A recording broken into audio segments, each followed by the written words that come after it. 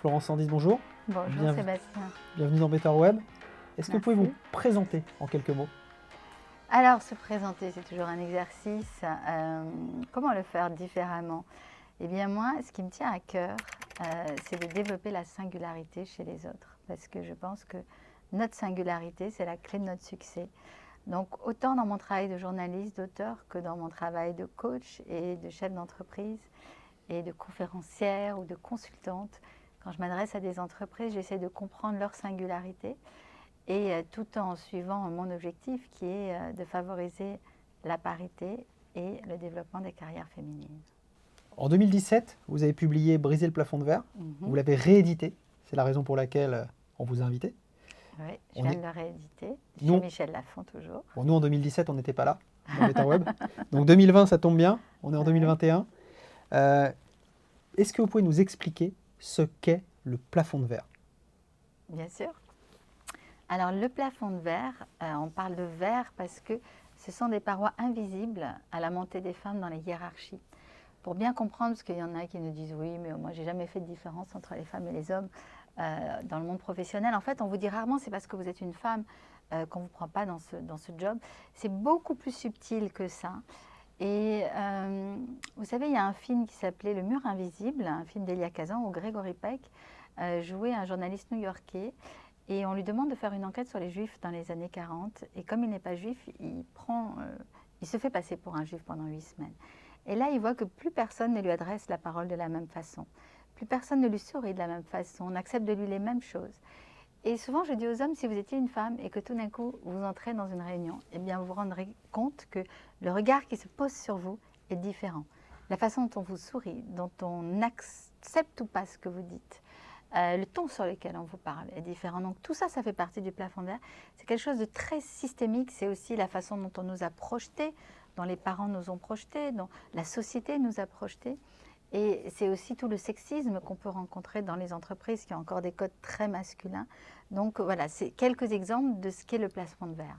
Alors parlez-moi justement de ces freins, de ces obstacles qui auto-éliminent les femmes en société et notamment en entreprise. Alors heureusement, on n'est pas toutes auto-éliminées, hein, mais oui, il n'y a encore que 17% de femmes à des postes de direction, alors que les femmes représentent 58% des diplômés Bac+5. Donc elles sont plus diplômées, mais il y a un vrai gap et elles ne sont que 2% au poste de PDG en France, 2 à 3 selon les années. Donc pourquoi il y a ce gap? En effet, il y a du sexisme dans les entreprises. On sait qu'à compétence égale, on va plutôt prendre un homme ou à une femme, on va lui dire « mais combien vous avez d'enfants ?» avant de lui demander une promotion. Et regardez dans la presse, Le Figaro, il y a 2 jours, publie 2 nominations, une femme présidente et dans le très court article, on arrive à mettre qu'elle est féminine, qu'elle a 3 enfants, mère, etc. sur 3 lignes. Et un homme était nommé aussi président d'une boîte. Et là, on ne mentionne évidemment jamais qu'il a des enfants, mais on dit patron, charismatique. Enfin, on utilise des mots complètement différents. Donc, c'est ça aussi, par exemple, le plafond de verre. Hein. C'est comme ça que ça se manifeste. Et puis, les femmes aussi n'osent pas, c'est connu, enfin osent moins, parce qu'heureusement, il y en a qui y vont. Quand elles n'ont pas toutes les compétences, elles osent moins. On dit souvent, les DRH disent souvent, quand ils nomment une femme, ils promeuvent une femme à un poste plus élevé, elles disent souvent, mais est-ce que je vais être capable? Alors les hommes ne le disent pas. Ça ne veut pas dire qu'ils ne le pensent pas forcément, mais ils le disent moins. Mais c'est vrai qu'une femme va s'interroger tout de suite sur ses compétences, mais parce qu'il y a aussi de la part de la société tout de suite un doute sur leurs compétences. Vous savez, on entend « Ah oui, mais maintenant, à cause des quotas, on va avoir des femmes incompétentes. » Mais on connaît tous des hommes incompétents à des hauts postes, ça ne révolte personne. Et encore une fois, elles sont 58% des diplômés Bac+5. Donc, si on était nommés à la hauteur de nos compétences, il y aurait plus de femmes au poste de direction. Et donc, souvent, moi, je dis les quotas, en fait, ça va bénéficier aux hommes très rapidement. Et vous voyez, dans des entreprises comme Engie, par exemple, au conseil d'administration, il y avait le taux de femmes maximum. Et donc, une femme n'a pas pu être nommée, c'est un homme qu'on a pris à la place. Donc, c'est des quotas d'un même genre. Je le répète souvent, ce ne sont pas des quotas pour les femmes. On œuvre pour une égalité, pour une harmonie. C'est ça, briser le plafond de verre. pensez qu'il y a un biais dans la société, un biais conscient ou un biais inconscient? Oh, le biais est le plus souvent inconscient. C'est-à-dire, je ne pense pas que les hommes sont la plupart des sales machos qui veulent absolument dominer les femmes. Non, ils sont nés dans une société où ils étaient en position de domination. Donc, il faut comprendre aussi, nous, si on était nés dans cette position-là, on aurait eu tendance à reproduire les mêmes choses. Alors, il y en a, c'est par ignorance. Maintenant, quand même, on est bien informé. Donc, pour rester ignorant, il faut un peu fermer les écoutilles, hein. Mais je crois qu'aujourd'hui, avec toutes les études qui sortent, avec toutes les prises de parole, que ce soit MeToo, etc., on comprend que les femmes sont victimes de beaucoup d'injustices. Donc, aujourd'hui, je pense que si vraiment on veut être objectif sur la situation, on ne peut que œuvrer pour une meilleure parité, parce qu'on non seulement pour des valeurs morales qui sont la base, mais également dans les entreprises en critères de performance. On sait que l'intelligence d'un groupe, elle augmente avec la diversité. Donc c'est diversité des genres, des origines ethniques, sociales, etc. Mais l'unité dans l'uniformité, c'est juste une absurdité. C'est-à-dire notre monde a besoin des deux. Est-ce qu'il est encore possible aujourd'hui, en 2021, quand on est un homme, d'être un parfait gentleman? Je ne sais pas ce que ça veut dire, moi, être un gentleman. Très franchement. Ça fait partie du monde d'avant, pardon Sébastien. Moi, je préfère un homme empathique, un homme à l'écoute, un homme... Je préfère qu'on parle de symétrie des attentions. Ça me va mieux, oui. Alors c'est quoi la symétrie des attentions? Eh bien, c'est quand chacun prend autant soin de l'autre. Je pense qu'on a besoin d'un monde qui soit yin-yang, c'est-à-dire, vous savez, les Chinois, le yin et le yang, pour eux, c'est la façon dont ils expliquent comment est fait l'univers. Tous en nous, on devrait harmoniser d'ailleurs notre yin et notre yang, on va dire, notre masculin, notre féminin. Je ne crois pas aux qualités genrées, mais on a des polarités. Et je pense qu'il est important de prendre toutes nos polarités en compte, et dans la société aussi, que la société représente toutes ces polarités. Dans le secteur de la tech, le plafond de verre est particulièrement visible. Dans les années 50, on avait, au tout début de l'informatique, 30 à 50% des effectifs étaient féminins. Les choses ne se sont pas malheureusement arrangées. Comment l'expliquez-vous? On a même des parois de verre là, hein, parce qu'on a vraiment une segmentation des métiers. Vous savez qu'aujourd'hui, seulement 17% des métiers sont mixtes, c'est-à-dire entre 40 et 60% d'un même genre. Donc on a des métiers très féminisés comme les métiers du care, d'aide à la personne, etc. On a 50% des femmes dans 15% des métiers. Et on a en effet les métiers d'ingénieur, etc., ou de la tech, où il y a très peu de femmes, ou comme on n'arrête pas de dire que ce sont des métiers très masculins, ça ne les pousse pas. Certains disent que parfois même les mamans sont des freins, ou les parents, parce qu'ils disent tu ne vas pas aller dans un métier où il n'y a que des mecs. Jusqu'à peu, vous rentrez à l'école 42, tous les codes étaient très très masculins. Il y avait même dans le hall un tableau avec une femme nue dans le hall d'entrée, plus le bar à skate, etc. Donc c'est sympathique si on veut, mais disons que ça n'attire pas forcément les filles. Et je pense aussi que les écoles d'ingénieurs doivent repenser aussi, peut-être à avoir plus de... Comment attirer les femmes. J'en avais parlé à l'école 42, peut-être en mettant plus de sciences humaines, puisqu'aujourd'hui, on se rend bien compte que, d'ailleurs, on va avoir une croisée des sciences, qu'on ne peut pas faire juste de la science dure sans penser aux enjeux que ça pose pour demain. Et donc, quand on a des personnes qui ont envie en même temps de traiter des sciences sociales, de philosophie, etc., ça peut être un atout très très fort pour ce secteur. Donc, moi, j'inviterais justement à repenser notre façon d'aborder ces métiers pour attirer les femmes. Parce qu'on voit bien, on a beau faire du sourcing dans les écoles, dans les collèges, voire dans les écoles primaires, elles ne viennent pas. Elles sont persuadées qu'elles sont moins bonnes en maths que les mecs, alors que ce n'est pas vrai, parce qu'elles ont des meilleures notes en maths au bac. Et elles sont persuadées que ce n'est pas pour elles. Donc il faut aussi montrer des rôles modèles aussi, comme Aurélie Jean ou comme Cécile Lazorte ou comme d'autres, des femmes qui réussissent dans la tech, qui gagnent très bien leur vie et qui vont donner envie aussi. Donc plus d'humains, c'est plus de femmes. Oui. Indéniablement. Oui. Outre la question démographique, nous on s'intéresse aux relations entre la société, les évolutions de la société et le web. Comment le web a pu aider les féministes?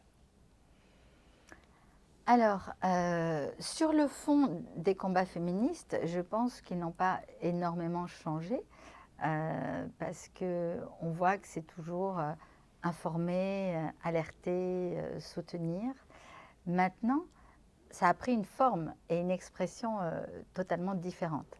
Mais il y avait, au début du XXe siècle, il y avait déjà des journaux féministes comme L'Abeille ou l'Action féministe. Mais qu'est-ce qui se passe avec le web et surtout avec les réseaux sociaux? C'est un amplificateur énorme. On l'a vu avec des hashtags comme MeToo ou comme Nous Toutes. Et tout d'un coup, on n'est plus seul. Et tout d'un coup, ça prend une ampleur incroyable, avec une rapidité, avec une réactivité incroyable. Et on a des jeunes femmes très activistes et qui savent manier ces outils.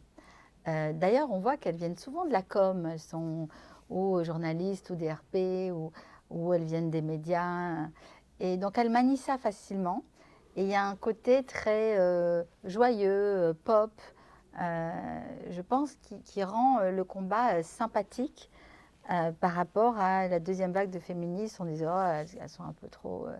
Là, c'est une nouvelle vague complètement décomplexée et joyeuse et dans laquelle on a envie de se reconnaître toutes. Internet a supprimé un certain nombre de barrières, mais on a le sentiment, en matière d'influence digitale, que le plafond de verre n'est pas brisé. Il suffit pour s'en convaincre de regarder le top 10 des influenceurs en France. Oui. Et quand on prend les influenceuses, elles surfent encore beaucoup sur un côté très sexué, très sexy. Alors elles le font en femme d'affaires, hein, un peu à la mode de Beyoncé, quoi, en sachant qu'est-ce qu'elles veulent. Mais c'est vrai qu'elles restent souvent sur des thématiques qui sont très féminines, qui ne s'adressent pas à tout le monde. Donc je pense que une des façons de briser ce plafond, ça sera d'arriver à trouver, à pouvoir traiter de problématiques qui s'adressent à tous. Mais est-ce que le parti pris qui est le leur n'est pas finalement aligné sur les attentes sociales, sociétales encore ancrées? Oui, enfin, c'est comme dans tous les médias, c'est-à-dire on est le reflet de la société et en même temps, normalement, on doit aussi être un peu rôle modèle et avoir un temps d'avance pour justement instiller d'autres choses dans la société. Donc, on a aussi des lanceuses d'alerte. On voit des vidéos qui ont fait beaucoup bouger. Quand il y a eu cette vidéo sur le site du Parisien de la jeune femme qui était agressée dans la rue, ça a permis après de lancer une loi sur le harcèlement de rue. Enfin, on voit ce qui se passe avec la jeune Mila. Donc, il y a... c'est quand même très puissant. Et j'ose espérer que ça permet justement d'évoluer. MeToo, ça a eu un effet incroyable. Regardez ce qui se passe aujourd'hui avec l'inceste. Alors là, c'est le livre de Camille Kouchner, mais bon, il y a eu avant des podcasts de Charlotte Pudlowski ou autres, mais le hashtag a été incroyable sur l'inceste. Il y a eu des dizaines de milliers de témoignages. Et c'était une prise de conscience de tous. Et pourquoi maintenant? Pourquoi maintenant? Parce que c'est un des derniers tabous et que les gens sont prêts, je crois, à l'entendre. Et bon, avec les luttes LGBT également, je crois que tout, et aussi toute la lutte pour plus de diversité ethnique. Je crois que, voilà, c'est d'ailleurs un combat que rejoignent les féministes, hein, pour plus de diversité en général. Et c'est en train de faire boule de neige, tous ces combats, pour, je pense, prendre en compte en fait toutes les minorités. Et prendre en compte aussi le fait qu'on ne peut plus, évidemment, accepter les abus, quels qu'ils soient. Est-ce que vous pensez que le web peut aider à plus de justice ou, à contrario, à plus d'injustice sociale? Alors en fait, c'est ça qui est paradoxal, c'est que le web, il fait les deux. C'est-à-dire, ça permet d'avoir une voix beaucoup plus entendue, une caisse de résonance quand on veut dénoncer ou quand on veut œuvrer pour plus de liberté, pour plus d'égalité. Mais en même temps, ça cristallise les tensions. Et on voit quand on a des réactions très fortes de haine, le fait qu'on ait encore le droit sur tous ces réseaux d'être anonyme. Je sais que Sylvain Maillard a dit quelque chose là-dessus. Moi, je trouve qu'il a raison, personnellement, d'aller à l'encontre de l'anonymat pour qu'on ne puisse pas dire tout et n'importe quoi et attaquer n'importe qui. On voit beaucoup d'appels au viol. On voit, si vous allez sur les groupes masculinistes, c'est d'une violence, c'est en pleine explosion. Et les femmes qui osent aussi mettre leur combat sur les médias ou prendre la parole tout simplement dans les médias reçoivent beaucoup de violence. On pense à Aïssa Maïga après les Césars, donc c'est des appels au viol, c'est pas rien. Enfin, le féminisme n'a jamais tué personne. On a des groupes masculinistes qui sont très très en colère. L'anonymat permet aussi à des jeunes gens, mal dans leur peau, parfois Oui. à cause ou grâce à leur Oui. orientation sexuelle, à leurs difficultés familiales, de s'exprimer sur les réseaux sociaux.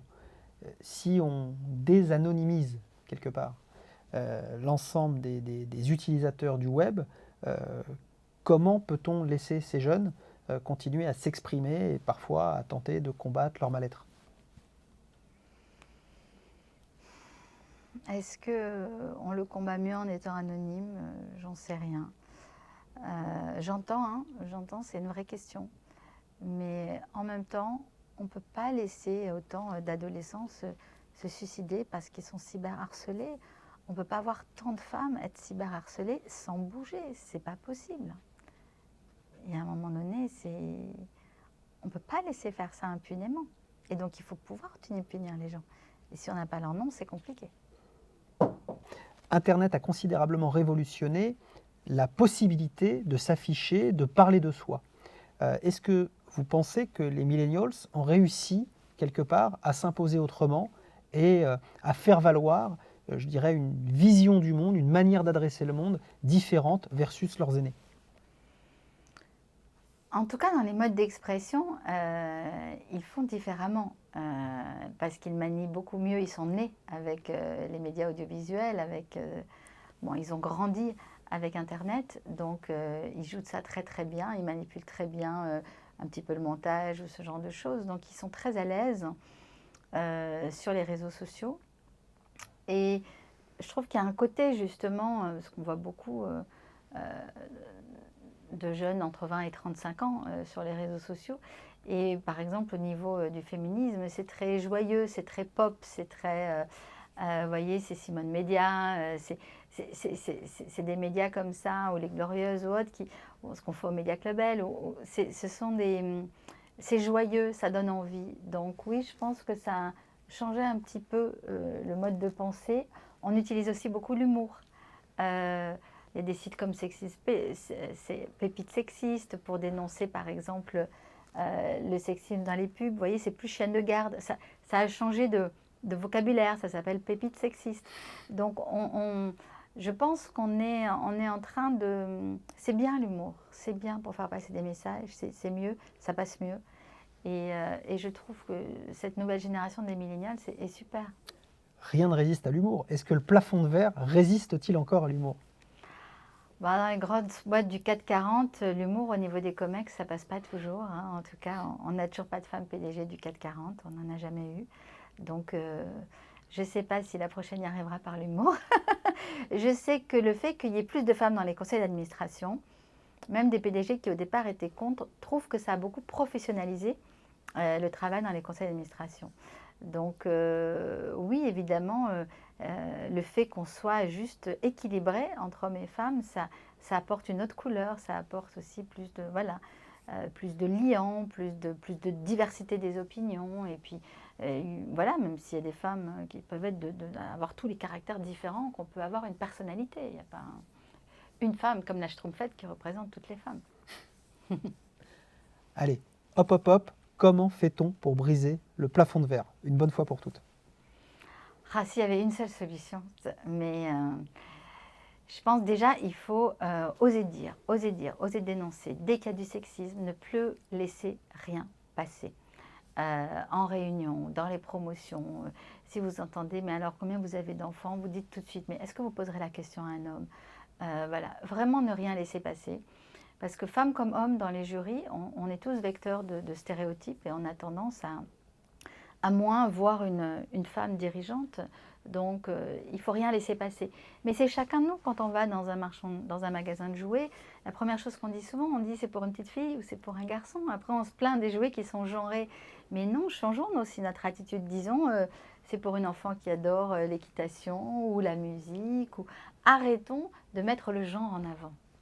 Ça, dans les couleurs de nos habits, ah non, c'est un garçon, on ne va pas lui mettre du rose, etc. Donc, on n'arrête pas, en fait, d'être vecteur de stéréotypes. Donc, c'est à tous les âges, à tous les niveaux. Et ne pas travailler que sur les petites filles, travaillons sur l'éducation des petits garçons. Pour le viol, par exemple, ou les comportements sexistes en entreprise, ils viennent des garçons. Donc, on peut apprendre aux filles à se défendre, mais il faut déjà apprendre aux garçons à ne pas violer, à ne pas vouloir dominer. Donc, pensons aussi vraiment à l'éducation de nos petits garçons, c'est fondamental. Donc, vous voyez, c'est un travail de longue haleine. Il y a évidemment des règles, je pourrais vous donner des tips en entreprise. Par exemple, vous faites comme Delphine Arnaud faisait déjà chez Orange et à France Télévisions, vous avez un petit bol et puis vous mettez, dès qu'il y a un propos sexiste, hop, toi, 10 euros. Et au bout d'un moment, il y avait des hommes qui disaient, ah, je vais dire un truc un peu sexiste, mais j'ai pas d'argent sur moi. Donc, il y avait déjà ce second degré par rapport à ce qu'ils allaient dire. Donc, il y a plein de petites choses comme ça qu'on peut faire au quotidien pour déjà prendre conscience des mots que l'on utilise parce que ces mots ont beaucoup d'impact en fait. Question qu'on pose à l'ensemble de nos invités. Quelle est votre vision d'un web meilleur? Alors, ma vision d'un web meilleur, c'est qu'on arrête le cyberharcèlement, qui est vraiment un fléau. Moi, je vois beaucoup de comptes ou de newsletters féministes. Je pense par exemple aux Nouvelles News, qui a été vraiment une des premières newsletters à vouloir donner une information justement qui soit équilibrée entre les hommes et les femmes. Il y avait tellement de commentaires négatifs, discriminants, haineux, qu'ils ont dû enlever tous les commentaires. Donc c'est dommage d'en arriver là. Donc c'est travailler justement pour que ce genre de propos ne soit plus autorisé, que les propos haineux, alors ça n'appelle pas forcément du pénal, c'est ça qui est difficile, mais ce déferlement de haine, c'est difficilement supportable en fait. Donc il faut arriver à un certain contrôle, je ne sais pas comment, mais oui, pouvoir et toujours, je pense, faire un travail d'éducation et que la culpabilité ne vienne pas sur ceux qui sont harcelés, mais vienne sur les harceleurs. Pour changer le web et tenter d'impacter le monde, comment Quant peut vous y aider? Comment Quant peut m'y aider? Eh bien, aller du côté des comptes masculinistes, et je pense que si on pouvait les interdire, que ce soit sur toutes les plateformes, ce serait bien. Les féministes n'ont jamais causé le moindre mort dans toute l'histoire de l'humanité. Par contre, beaucoup de féministes ont été tuées et aujourd'hui on voit des groupes masculinistes qui explosent, comme ça a été le cas aux États-Unis et ça a participé à la montée de Trump aussi, qui appellent au viol, et je pense que on voit ce qui se passe avec la petite Mila, c'est son compte qui a été quand même interdit alors qu'elle était victime. Donc il faut que la culpabilité change de camp. Il faut qu'on nous aide justement à contrôler ça. Ensemble, Florence, on va briser le plafond de verre. Ouais. Et je vous dis à très bientôt sur Better Web. Merci beaucoup Sébastien. Au revoir.